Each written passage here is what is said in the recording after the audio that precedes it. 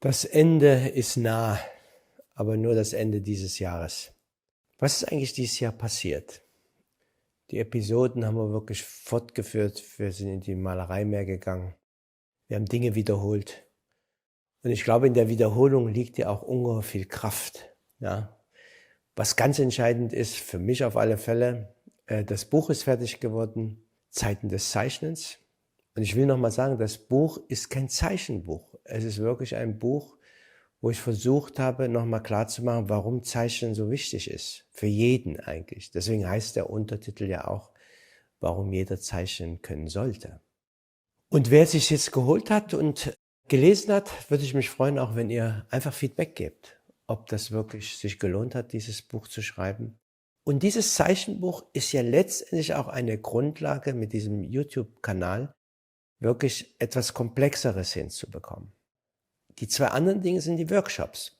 Ich sage immer wieder, also wenn es Schulen gibt, Gymnasien gibt, wo Schüler zwischen 12 und 18 unterrichtet werden, ihr könnt euch an uns richten und dann würde ich für einen Tag dahin kommen und dann würden wir einen Workshop machen. Der Workshop besteht aus Vorlesung, eine Perspektivstunde, dann ein Workshop, wo wir zusammen zeichnen und zum Schluss nochmal eine Auswertung. Das dauert so zwischen 6 und 8 Stunden. Das hat ein bisschen was mit euch zu tun.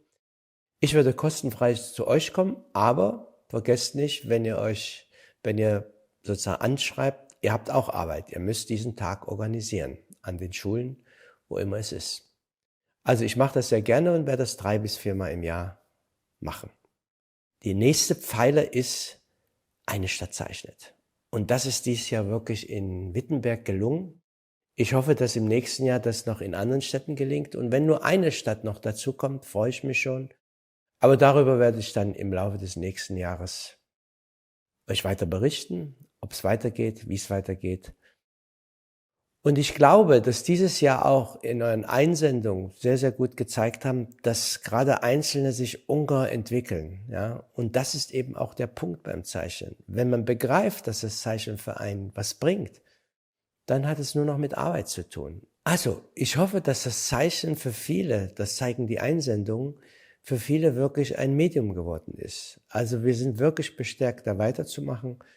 Und anhand der Bilder, die wir euch hier zeigen, das ist ja mittlerweile Tradition geworden, dass wir in der letzten Sendung dann wirklich auch die Ergebnisse dieses Jahres zeigen. Ich wünsche euch einen guten Rutsch und auf ein neues 2025. In diesem Sinne.